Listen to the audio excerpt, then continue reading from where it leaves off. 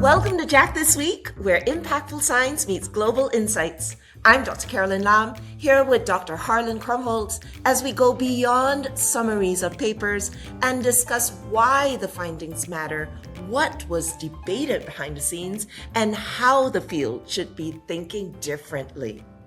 Thank you, Harlan, for being here for this issue on, drumroll, hypertrophic cardiomyopathy. That's the focus of this week's issue. And, I think we hinted at it in a prior podcast where we are really trying to focus on conditions that have turned from something we haven't had progress in decades and now becomes a treatable chronic condition. Hypertrophic cardiomyopathy. Harlan, what did you think about putting this together as an issue?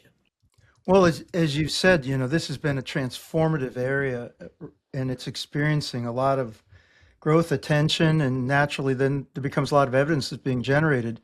As we talked about before, for us, it's not a call for papers in a particular area, but what we see is that we're handling papers and we have an opportunity to curate the content so that when we put together the issues, this issue actually is all heart failure, but we had a concentration of papers and focus on hypertrophic cardiomyopathy. And so we wanted to take advantage of that. So if you take a step back, few areas in cardiology have advanced so visibly and rapidly as this one. For decades, of course, care really just focused on symptom palliation and mechanical relief of obstruction. But now we're in an area where therapies can directly engage the disease biology, particularly the cardiac myosin inhibition, alongside increasingly sophisticated ways of measuring treatment effects. So now we routinely track gradients, imaging, biomarkers, exercise capacity, patient-reported outcomes. That richness of data is a strength now because we can begin to look at it in all sorts of different directions.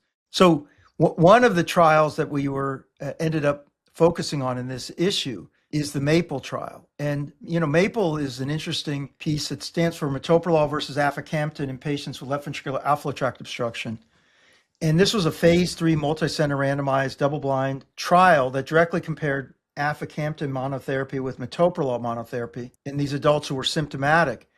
And that comparison matters because for more than 60 years, beta blockers have been the default first-line therapy for symptomatic obstructive HCM, largely on the basis of physiologic reasoning and clinical experience, not really on the basis of strong randomized evidence showing broad benefit.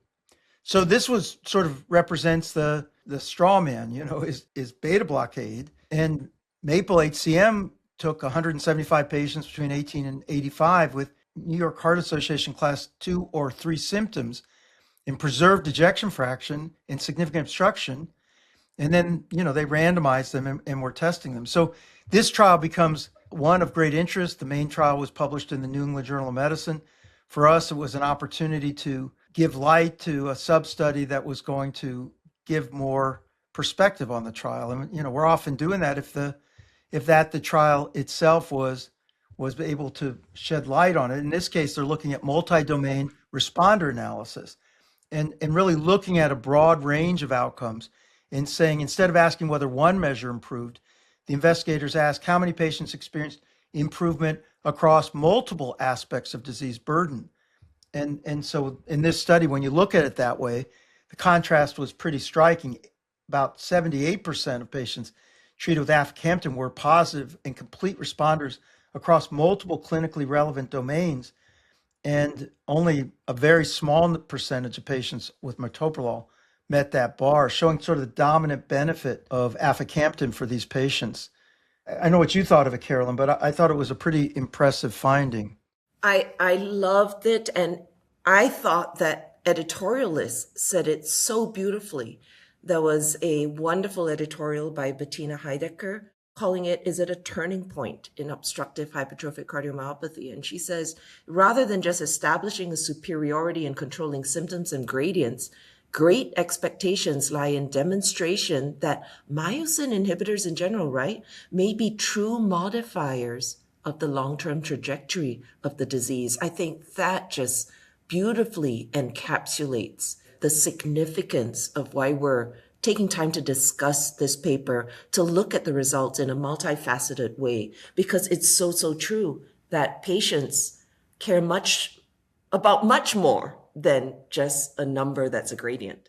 So then this became a jumping off point for me with the editor's page in this issue. Again, I say I don't just try to rehash what's in the journal, but I try to, Yeah. provide a different perspective. And here I did because, the title was, What Does Improvement Mean? Interpreting Progress and Evidence in Hypertrophic Cardiomyopathy. And it starts with a simple observation in hypertrophic cardiomyopathy and really across cardiovascular medicine. We're generating more data than ever before. We're measuring gradients, biomarkers, imaging findings, exercise capacity. All this breadth is important, but it creates situations where signals don't always move together. Now, we just talked about a paper where they were really looking about whether or not people experience multi-domain improvement. That was a trial from MAPLE-HCM that looked in patients with symptomatic obstructive disease and saw whether Aficamten was better than metoprolol. But if you look at, for example, other trials in non-obstructive hypertrophic cardiomyopathy, like from the Odyssey trial, you see that this alignment's not guaranteed. And sometimes what you can see is that there are certain biomarkers that are moving in favorable directions, like measures of diastolic dysfunction, impaired filling, microvascular ischemia, but that the patient outcomes are not moving in that same direction.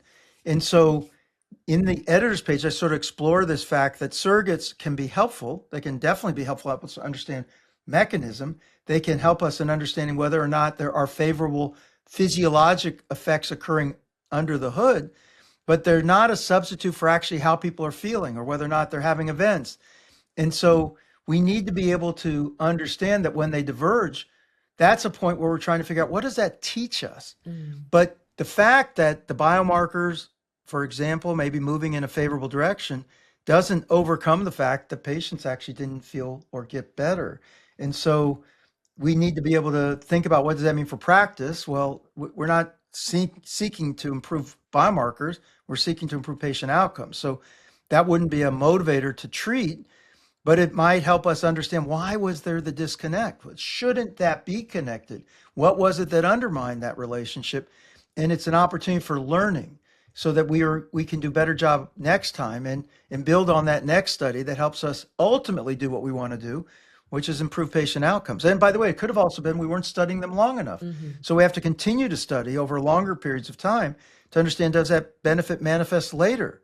Or is there just something else going on here that we're not quite getting that's keeping this connection from occurring? Wow, important topic, important findings, and very important learnings. In this issue as well, I really have to highlight how much I appreciated that paper on the disaggregation of Asian ethnicities and looking at the heart failure quality of care among Asian patients, even in the United States.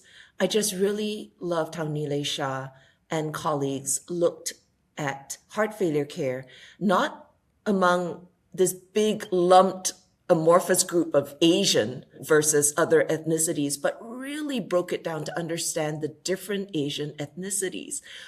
Us living in Asia, we know that there's a huge difference between, Japanese, Korean versus Chinese, Malay, Indian, for example, and yet we're all grouped as one big bucket, usually in papers. And I love how it found, this paper reported interesting differences that are very important, that optimal heart failure medical therapy at discharge was lower in Vietnamese male patients.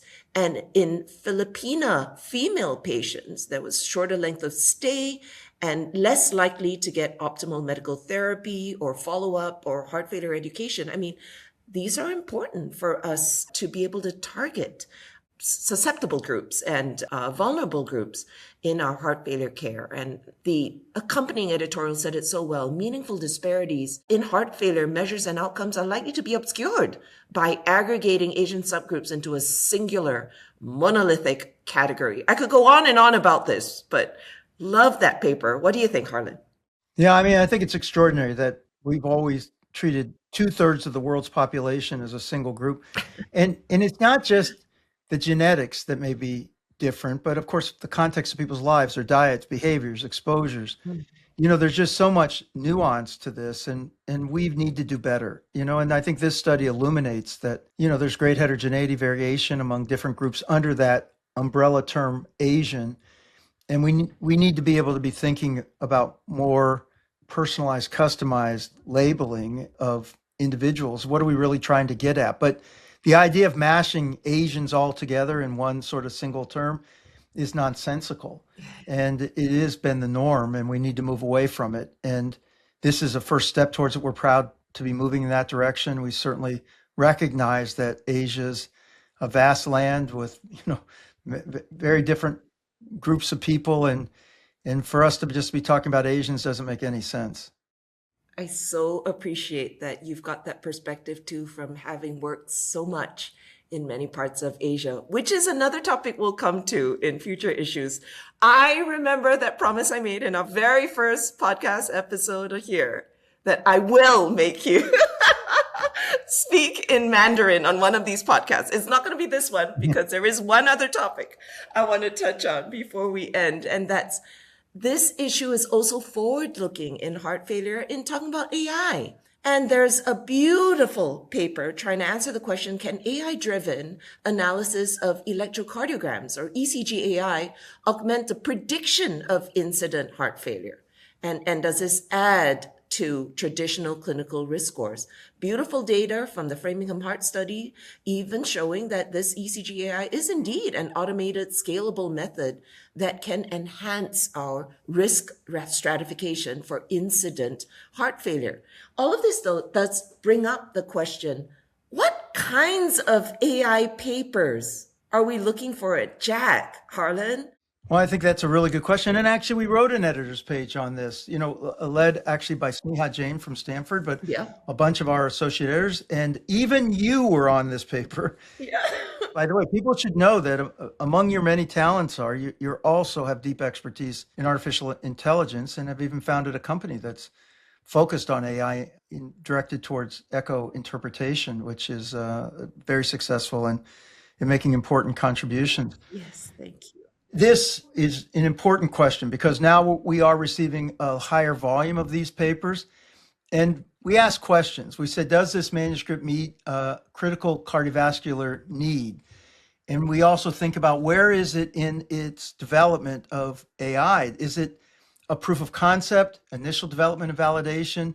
Is it about implementation in real world settings? Is it about broader development? Where is this? And we try to think about a fit for purpose evaluation. Does it describe appropriate methods for that stage of work? Can people learn from it? Or is it all black box and everything's proprietary, and you just have to trust the authors, and there's really not a lot to understand from it? And I guess what we're saying is, what we're looking for is the same thing we're looking for in all papers, which is there methodologic rigor? Is there, real world feasibility and effectiveness where appropriate? I mean, does this relate to anything that's going on? Is it going to stimulate more research? Is it going to help us get better at how we're going to treat patients? How does it consider the special aspects of these models, such that if the performance is going to degrade over time, is it going to stay strong? How's that monitoring going to be built into this? So we are sort of looking for papers that will move the field, largely will move the field. And so, it's up to us to sort of figure out, does this be something that maybe even just should be put as a preprint? Is this something that should go in a technical journal? Or is this something that cardiologists, both clinicians, researchers, and when I say cardiologists, I mean cardiovascular specialists. I'm always talking not just about doctors, but in the entire field, of course, nurses, everyone, who's working in the cardiovascular field, who might be interested in reading JACC and the kind of work that we publish. We're focused on practical, pragmatic work. That doesn't mean it can't be early, but it's got to be somewhere leading somewhere. And it's got to be in some way helping the field to define itself and to progress. So, we're applying those same standards when we're looking at this. And if we do see something that seems too black boxy, it's not sharing enough information, there's not enough transparency, then that sort of, steers us away. If it's something conceptually strong, well validated, it's on a path towards the bedside, then we're likely to be more inclined to it. This one we liked because they were leveraging community-based cohorts. So they were saying, if you had sort of routinely obtained in the community ECGs, Could you identify people who might be eventually at higher risk for heart failure? And they showed that they could. And we thought that this could be kind of nice, potentially population screening information that's not determinative that you would have heart failure, but might raise a level of concern about these kind of patients and even a more earnest approach towards prevention in these individuals, as there may be something to be found out now that could help them later. And so we thought, like, yeah, this might have eventually some applicability in programs that could be implemented and tested for their value.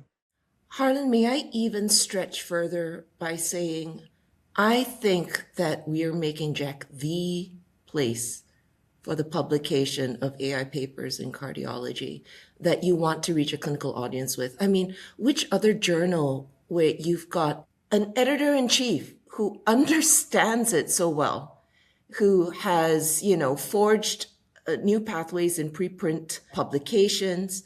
You've seen it from all sides, from development to putting it into a startup and company as well. And as you've mentioned, so have I. So you've got editors sort of who understand the topic and what needs to be done to get into clinical practice, because we're also practicing clinicians.